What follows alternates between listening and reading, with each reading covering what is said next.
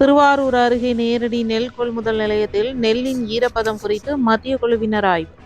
திருவாரூர் மாவட்டம் பூவானத்தம் கிராமத்தில் உள்ள தமிழ்நாடு நுகர்பொருள் வாணிப கழகத்திற்கு சொந்தமான நேரடி நெல் கொள்முதல் நிலையத்தில் நெல்லின் ஈரப்பதம் குறித்து மத்திய குழுவினர் ஆய்வு செய்தனர்.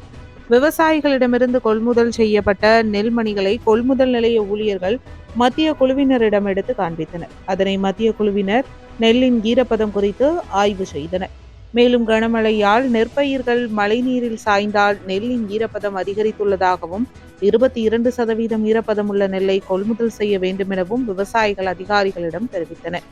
தொடர்ந்து திருவாரூர் மாவட்டம் எடமேலையனூர், செருமங்கலம்,